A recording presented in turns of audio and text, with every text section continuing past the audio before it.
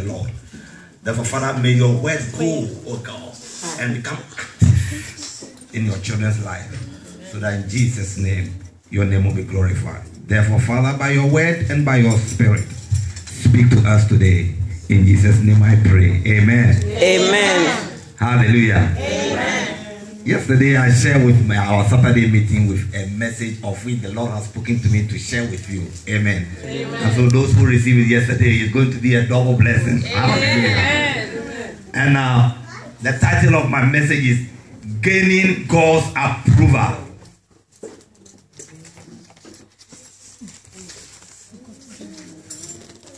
Amen.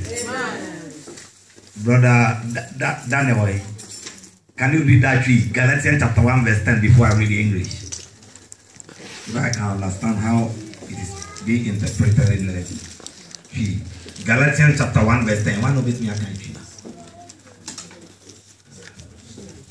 Brother Daniel, are you ready? He's not yet.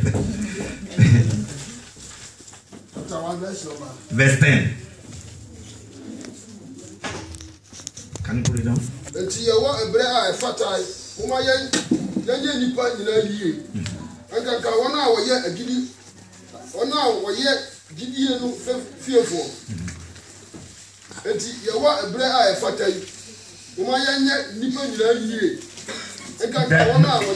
not Galatians 1:10. Is it Galatians 1:10? He's reading from another verse. Galatians chapter 1 verse 10.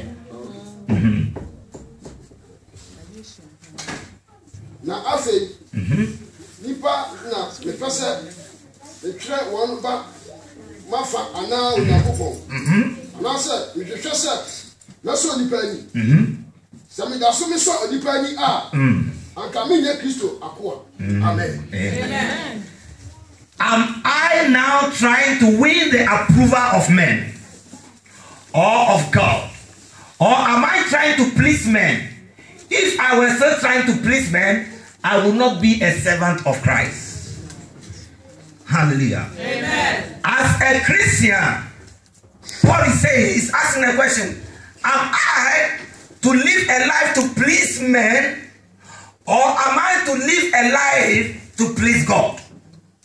Because there are many people, or I would say ministers of God, who are doing the work of God for them to please man instead of pleasing God. Amen. There are many ministers around. But to you and I, God is saying, whatever we are doing not to please any man, neither our wife, our husband, our children, our boss at workplaces or wherever we are. But whatever we are doing in order to gain an approval of God. Amen. Hallelujah. Amen. You see, it is one thing to be accepted into the kingdom of God, and it is another thing to be approved by God. Amen. Amen. Amen. For the Bible says we have all been accepted into his kingdom. But then, are you going to live in a life that will gain approval in the eyes of God? Praise God. Hallelujah. Into his kingdom for his blessings, but the blessings do not guarantee us to eternal life. Every day we ask of blessings. Amen. But the Bible teaches us that the blessings of God never give us what? Sorrow. The blessings of God never brings approval from God. Hallelujah. It is a stepping stone in order for we to know who God is, so that we may walk in his ways. Amen. You understand me? Amen. Amen. And so, Christendom or the kingdom of God is filled today with believers who are seeking for God's material blessings, and very few seek for God's approval. Amen. Amen. So over the way they live. But when we stand before the Lord, that final day, we will discover that the wisest people on earth are not those who sought to gain God's blessing, but who sought to gain the approval of God. Amen. Amen. Amen. Because when we see in this, where many people are going from miracles to miracles and hearing the gospel of prosperity, and many people are chasing those ministers in order for them to be blessed on this earth.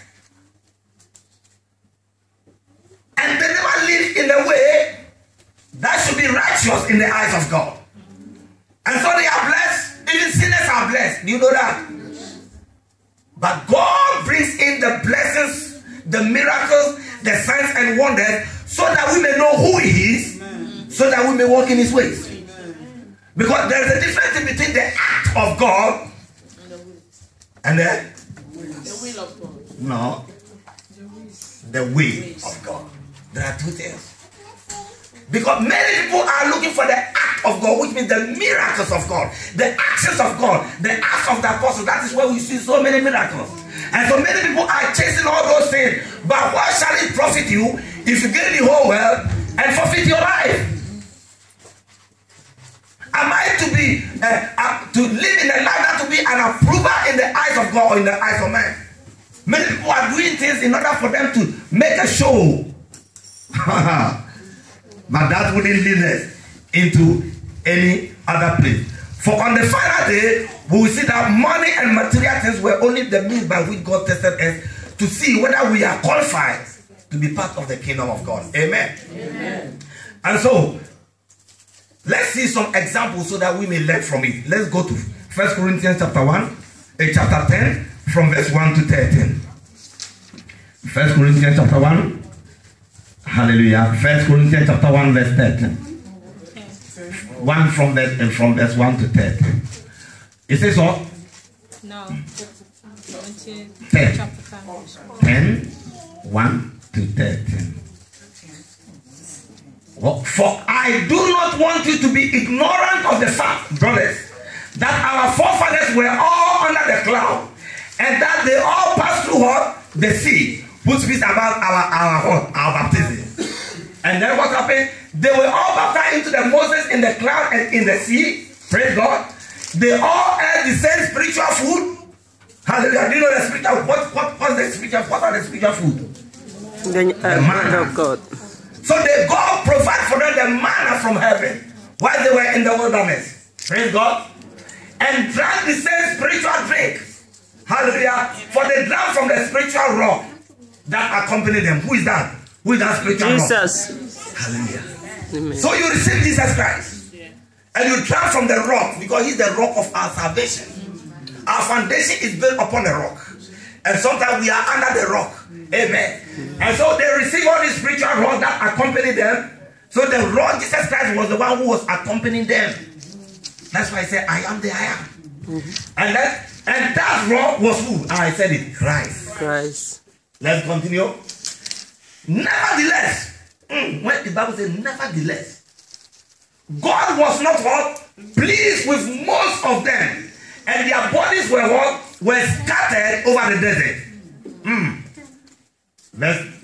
Let's go. Now, these things occur as an example to keep us from setting our eyes on what evil things are they did. Do not be what? What is adultery? What is that? Worshipping idols. Worshipping idols. So how do you understand? How can you interpret? How can you explain it? Whatever you put first before God. So whatever you put first before God, it becomes what? Your idol. If you put money first before God, it becomes your idol. If you put your wife or your husband before God, it's an idol. If you put your children before God, it's an idol. That's what He said. For those who follow me, unless they hate their brothers and hate their sisters and hate their mommy. All that is saying, you shouldn't hate, but you must put God first. The priority of your life as a Christian, God must be first. But I say, what? Do not be adulterers as some of them were. As it was written, the people they sat down to eat and drink.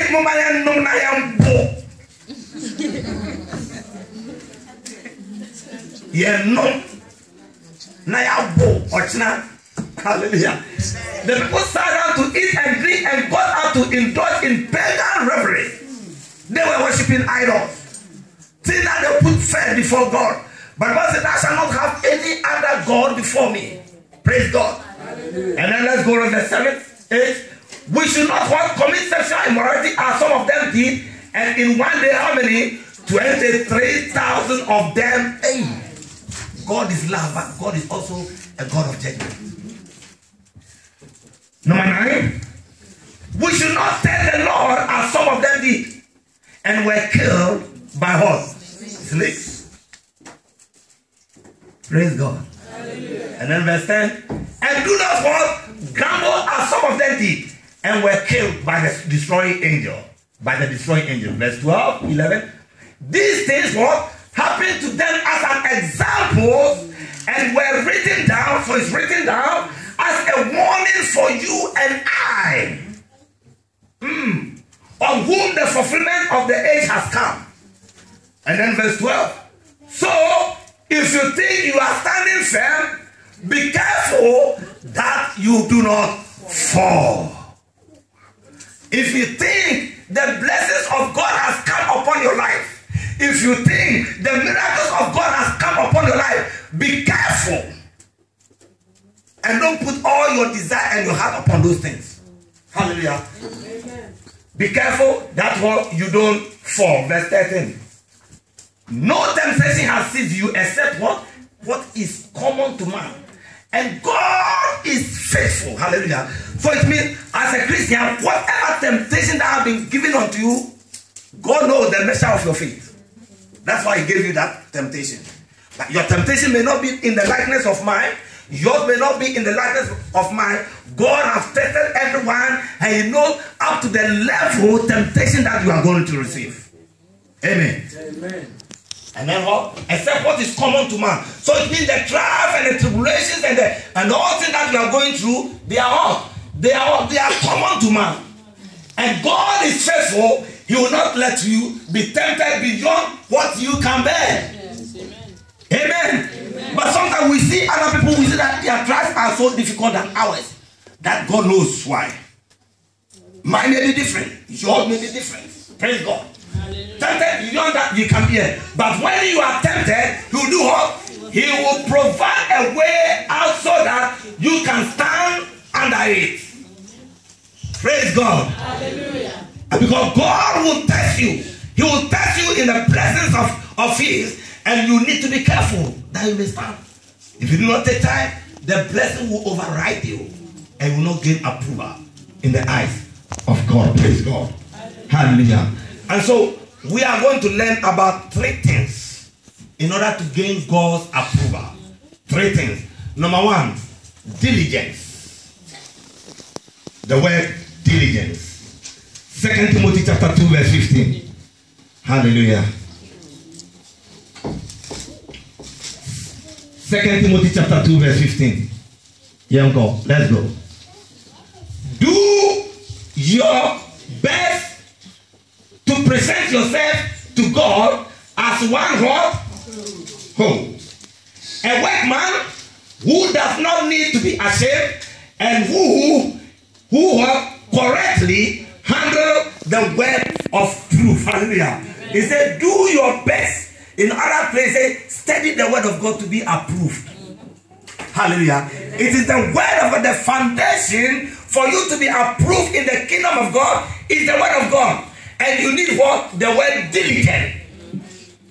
For Hebrews chapter 11 verse 6 says, well, without faith, it is impossible to please God, and they that come to Him and believe that He exists and rewards unto those who diligently seek for Him, or who earnestly seek for Him. Praise God. Hallelujah. And so you see, your number 1 target for you to gain the approval of God will come through the word of God. Amen. That is why the Bible says, man shall not live by bread alone, but by every word that proceeded from the mouth of the Lord.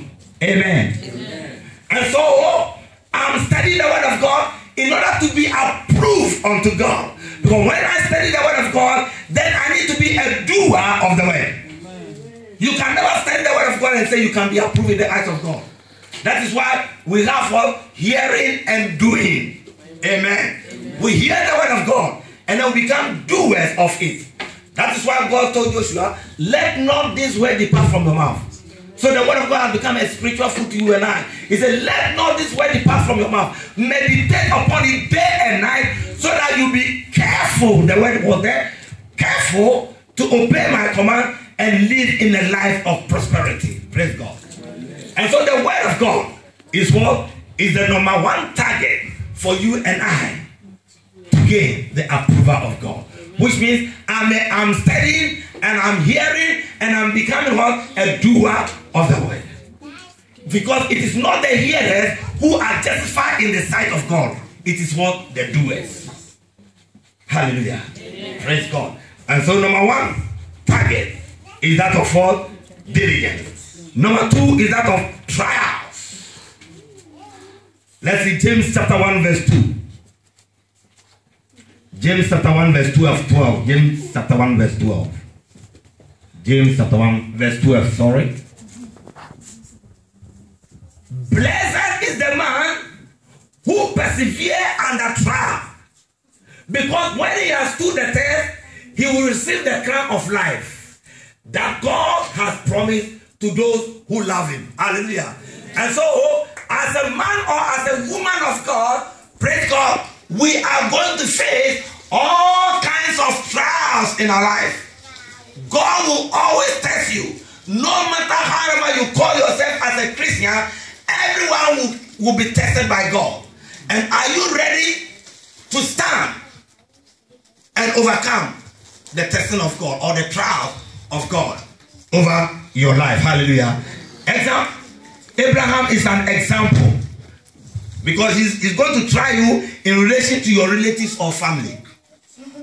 Amen. Amen. When Abraham was called, what was he told? He said, well, leave and then go to a place where I'm going to do what? Bless you. And so God is going to test you in your trial in relatives or family. Praise God. And then also in relation to material things. Amen. We all know the life of Abraham. When he was going, he took along with him who? Lot. And then he came to a place that they were so blessed that quarrel came among them. And he said, hey, I don't want any trouble. Let's share. And the Bible said, Lot, look where the green sheep. Your uncle should choose first, but Lot was the one who chose first. And then he chose the green pastures. And then those desert area, he gave to who? Abraham. Abraham was tested. And the Bible said, the moment that division came, God said, look out. Look through all this desert. I am going to use it to bless you. Amen. Amen. He was tested, but he waited for the will of God. Amen. Because he was not looking by sight, but by what? Faith. When we look by sight, hallelujah, we may fail. But by faith, we see the impossibility become possible in the eyes of God. Amen. Amen. So you'll be tested in that area of material things. That is why the Bible says, do not love the world nor things of the world. If anyone loves the world, then the love of the Father is what? Is not in him. And he said, for all those things in the world, they are what? The loss of what? Flesh. The loss of what? Eyes. The loss of what? Woman boasting. He said, all these things do not come from God, but from the world. And he said, the word and its laws are going to pass away. But he who abides in the word of God will live forever. Amen. Praise God. Amen. And so for you to gain an approval from God, God is going to put you into trial in material things. And then the last one, in relation to his son. Do you know what happened? That through Isaac, I'm going to bless you and make a good nation. But then God said what? When we read Genesis chapter 22, he said, and then the last time God tried to test Abraham to see whether he will obey him. He said, your only begotten son, can you give it to me? He never wavered because he believed he's a man of faith. He's our father of faith. And so they went to a place where the moment he was about to take the knife and then kill the child, and then God, an angel came, stop. He said, now that I know that you fear me. Amen. Hallelujah. Amen. Now I know that you fear me. What is the most precious thing in your life right now? Your most precious thing in life will not be in my likeness, but God is going to test you. Amen. God will surely test you. And are you ready to overcome the test? Because when we see God promised Abraham from Genesis chapter 12, but it was not fulfilled until when he was tested the last hour, and he said, Abraham, you have not graduated from the University of Faith. He has passed his graduation. Now this is your certificate. And so what I said in Genesis chapter 12, now I'm repeating it to you that I will do it. Because you see, he failed so many times. He lied. The wife, he said, what, my sister? All this thing. People say it's a holy lie. We all do that. Who has never lied before? No one is perfect. But through that process, he gained the knowledge of God. And he passed from graduation with a certificate. That's what the Bible says. He is the father of faith. And Abraham's blessings are ours. When we act, everything, the most precious thing that we know we have, praise God. God is going to test you. It may be your education. It may be your son or your wife or your husband or whatever. It may be your mansion that you want to build. You are going to be tested. Praise God. And when you are tested, hallelujah, try to overcome that temptation so that you gain an approval from God. Amen. Amen. And then the last one is honoring the Lord. Amen. 1 Samuel chapter 2 verse 30. Hannah, you are honoring somebody. You can't say what you do.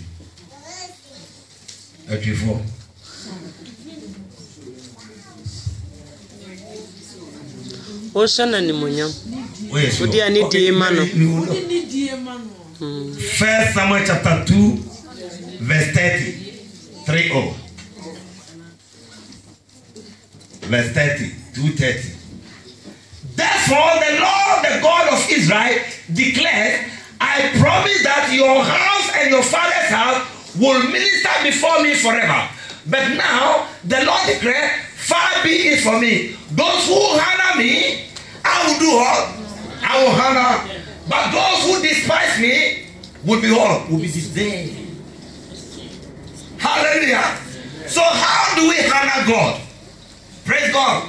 I'm going to give you three specific things that causes us to honor God. So we honor God through our wealth. Praise God. Hallelujah. Through our wealth. We give. Some people came and stood here and gave their tithe. Hallelujah. What are they doing? They are not doing for Pastor Enoch. They are believing the word that they study in order to be diligent. And be what? A doer of the word of God. That's why they came and stood here. They believe of the word of God that was proclaimed in the Bible. Praise God. Hallelujah. And so let's see Proverbs chapter 3 verse 9 what it says of wealth. Proverbs 3:9. Honor what?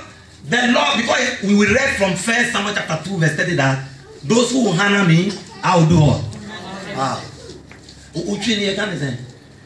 I don't know how it is. What the name the honor. How do you say, Brother Daniel? Okay, praise God. A good interpreter.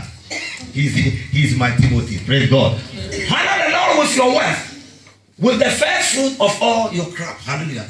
So whatever wealth that you have to give unto God in the area of your tithe and your offering or whatever.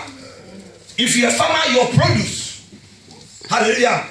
If you're a carpenter, you know what I'm talking about. If you're a fisherman, you know what I'm talking about.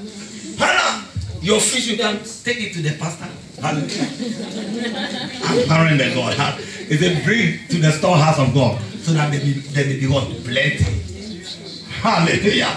And so, honor the Lord with your wealth, with the first fruit of our crop. So, we are honoring God, number one, with what? With our wealth. And then number two, we honor God through our body. Praise God. Do you know where it is? Romans chapter 12, verse what? Verse 1. What does it say? This is going to make it out. Can't we quote it? Oh man. bodies as a living sacrifice unto you, holy and acceptable unto you. That is your reasonable service. Hallelujah. Amen. Clap for her. God bless you. Hallelujah. So you honor the Lord with your whole part. So do you understand? Don't use your hand to slap someone. Don't use your tongue to curse someone. Use your tongue to bless God. Use your body to dance and sing of praises unto the Lord. Use your hand to clap unto the Lord. All ye nations, make a joyful noise unto the Lord. Which means my body, my whole body has become an instrument of sacrifice. That is why with the sacrificial life, I'm not going to offer myself as an adulterer or a fornicator. Praise God. That is why Joseph had to flee from the woman. He said, how could I do this? I'm not honoring God when I do that. Because I want to use my whole body, hallelujah, of honoring God. For who honor me, I will honor. And who despise me, I will display. Hallelujah. And then we honor God also through worship. Hallelujah. Isaiah chapter 29, verse 13. Isaiah chapter 29, verse 13. The Lord says, these people come near me, what? To me with what? With their mouth, and honor me with their lips, but their hearts are what? Far away from me. Their worship of me is made of only what? Rules and taught by men. There are many people who are worshiping God, but not in truth. That is why we need to worship God in spirit and then what? In truth. Because when we do that, we are honoring God. Do you know that? Yes. Don't say the Bible. Praise God.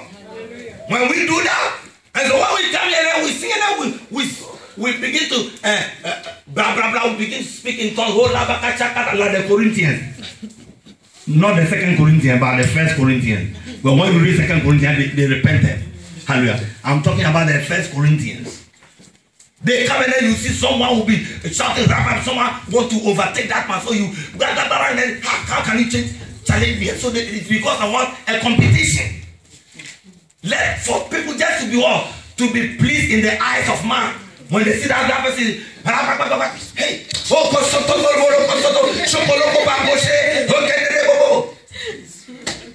they said just something made by a woman. What?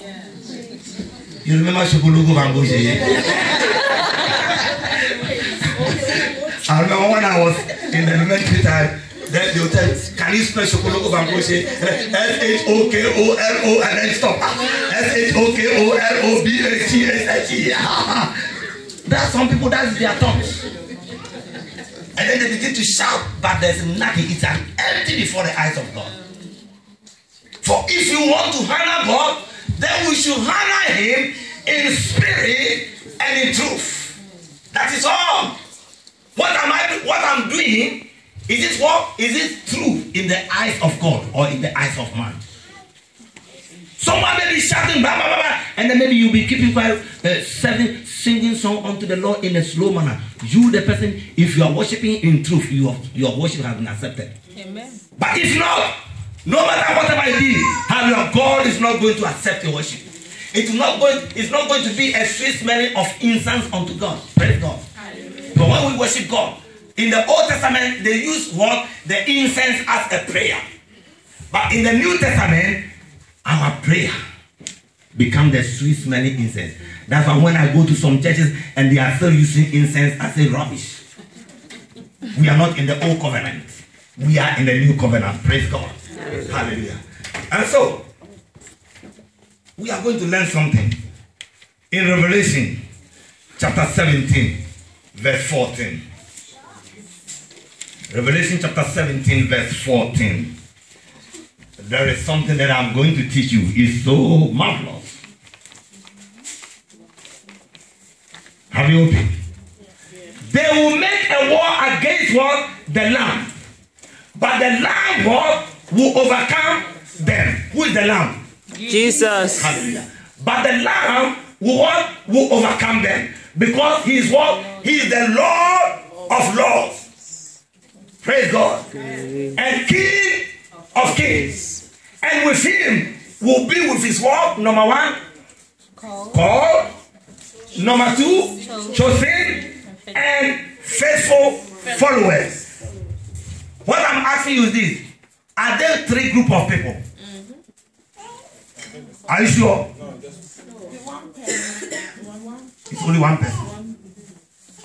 Those who will be approved in the eyes of God, you have to go through stages. The stages of what? Called. Many are called, few are chosen. But then, when you are chosen, you need to live in a faithful life. The just shall live by faith and nothing else. It is faith from faith to love. Amen. And so, it says what? And the King of Kings and with him. So with you and I, if we live in a life of faithfulness, hallelujah, we are going to be with God. And so the called, the chosen, and the what? Faithful followers. So we are going to read something from the Old Testament in order to bring my message across. So let's go to Judges chapter 7, verse 1 to 8. Then I'm finished. Judges chapter 7, verse 1 to 8. Hallelujah. Are you ready? Judges chapter 7, verse 1 to 8. Early in the morning, Jerubbaal, that is Gideon. So his name was what? Jerubbaal. That is Gideon. And all his men camped at the spring of Haron. The camp of Midian was north of them in the valley near the head of what? Moreh. Verse 2. The Lord said to Gideon, you have too many men for me to deliver Midian into their hands.